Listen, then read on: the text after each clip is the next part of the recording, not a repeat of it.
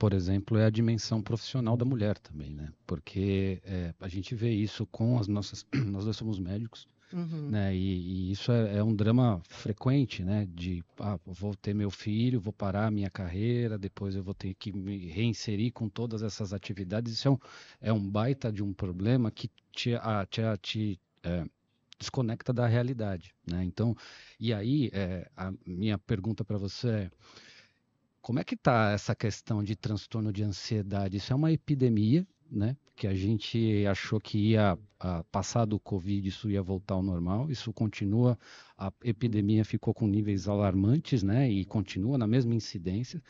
Isso tem um impacto de saúde mental na sociedade, na força de trabalho imenso, e ninguém sabe como cuidar disso. E, de repente, os profissionais de saúde que tratam de saúde mental tiveram que se adaptar a essa nova demanda. Sempre existiu ansiedade, imagino eu, mas eu Uhum. queria que você contextualizasse como é que anda isso do ponto de vista, né, do psicólogo, como é que está hoje em dia isso? É muito boa a tua pergunta, porque assim, de fato, né, quando a gente se torna mãe, é natural que a nossa carreira pare, né, e demore pouco, muito, aí depende da escolha de cada um para retornar, para retornar. Mas fato é, isso acontece. E uma coisa que eu sempre bato muito no Instagram, e tenho muito problema com as pessoas por isso, é porque a hora que eu falo isso, as pessoas levantam bandeira e falam: você não está defendendo a nossa classe, você está falando então que a mulher tem que realmente, né, parar a vida. Não é que ela tem, ela para. Ela Porque escolheu fazer isso. ela escolheu, só que muitas vezes é uma escolha que não é feita com consciência, Uhum. que não é ancorada na realidade. Então, assim, eu vou ter filho, porque é legal ter filho, tá todo mundo tendo filho, vou engravidar e tal. Nossa, agora eu não sei o que eu faço, porque a minha carreira parou. Igual, eu lancei a comunidade A Vida Acontecendo em 2021, a primeira vez. Eu vou relançar, já tive alguns outros lançamentos, mas agora que eu tô investindo novamente. É óbvio que se eu não tivesse tido filho, eu já teria lançado muitas outras coisas, mas faz parte. Então, entender a realidade nesse sentido te coloca numa posição, porque as pessoas ficam lamentando. Ah, é porque a minha carreira agora está atrasada. E Não, o que eu acho que assim, putz, sensacional, tô 100% de acordo com você. Eu acho que às vezes isso até é meio econométrico, do ponto de vista que as pessoas não conseguem perceber o ganho que é você estar gastando esse tempo com seu filho agora. Você vai colher esse fruto Em relação lá ao na frente. resultado do processo Pro resto da formativo vida. dele. Você tem que ter uma baixa preferência temporal fodida para você renegar coisas que podem te dar prazer momentâneo é, para poder colher um negócio que você vai não tendo prazer fazendo lá na frente, entendeu? É difícil, não é uma coisa simples de fazer. não. Existe uma baixa preferência temporal, que é algo econométrico, dentro dessa sensação que é diária, que é o que ela falou. Você tem que matar um Mas o que eu leão acho por dia. estranho, cara, eu não sei se a Fê recebe muito hater por causa disso, mas existe uma romantização da figura ou da ideia da maternidade, eu acho, também, assim, de que você não pode ficar puta com seu filho, ou de falar, dar uma explosão, de falar que merda, por que que eu vim mexer com isso? Acho que é uma coisa meio humana, assim, dizer, olha, não, nesse momento, agora é o meu momento, o seu momento não é esse, né, do menino. Tem um pouco disso também, não tem? De romantizar a ideia de Tem, maternidade. tem. Eu vou pegar um gancho aqui das duas coisas, né? Que aí eu até respondo a questão tua da ansiedade. Então, o que o Regis está falando é muito verdade, né?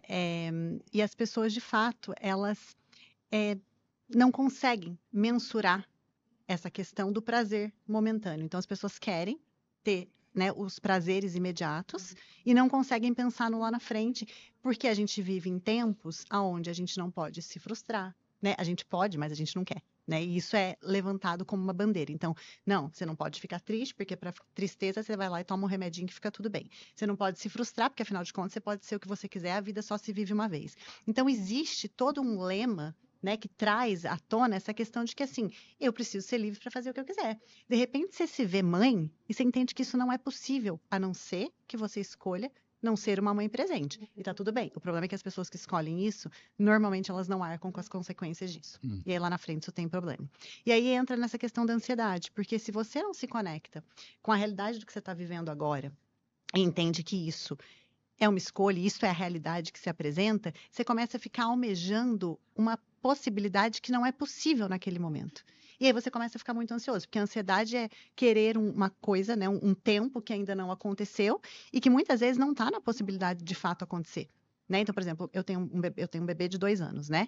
Eu não coloquei na escola, porque eu trabalho de casa, e optei. E aí eu falo que, às vezes, a ignorância é uma bênção, né? Mas sabendo de algumas coisas que eu sei, acredito, estudo, eu entendo a importância dele estar ali comigo ainda esse tempo todo. É fácil? Claro que não. Para mim seria muito mais fácil colocá-lo na escola, porque a hora que eu não estou trabalhando, eu estou ali, ou ele entra no quarto e eu ouço ele entrar. Hoje ele entrou numa consulta minha, eu esqueci de trancar a porta, ele entrou. Entrou lá na consulta, isso nunca tinha acontecido, foi a primeira vez. Então, assim, seria muito mais fácil, porque se ele estivesse fora de casa, eu poderia atender e depois fazer as minhas coisas. Mas ele estando em casa, eu não tenho meu tempo. E eu preciso me lembrar o tempo todo que isso é uma escolha. Porque eu poderia colocá-lo na escola. Só que as pessoas, por não fazerem essas reflexões, acabam ficando ansiosas. Porque elas ficam almejando uma coisa que elas não podem ter naquele momento. O que elas esquecem é que elas estão escolhendo aquilo. Você pode ter. Uma vez eu falei para uma pessoa assim, putz, eu não aguento mais acordar à noite. A pessoa falou, mas você não precisa acordar à noite. Eu falei, como não? Você pode deixar seu filho chorando. Você pode contratar uma babá para cuidar dele. Eu falei, cara, é verdade. Né? O que não significa que eu gosto. O que eu mais sinto falta é dormir uma noite inteira. Então, eu acho que isso traz uma ansiedade muito grande, não só na maternidade, mas na vida como um todo, porque as pessoas estão o tempo todo, primeiro, no meu ponto de vista, desconectadas de quem elas são. As pessoas não sabem quem elas são, porque elas não param para investigar isso, porque dá trabalho. As pessoas estão fora. Hoje um paciente falou para mim assim na sessão, ele falou, olha, eu tô a fim de voltar para o Tinder, mas eu fico pensando o quanto o presencial na balada não é mais verdadeiro.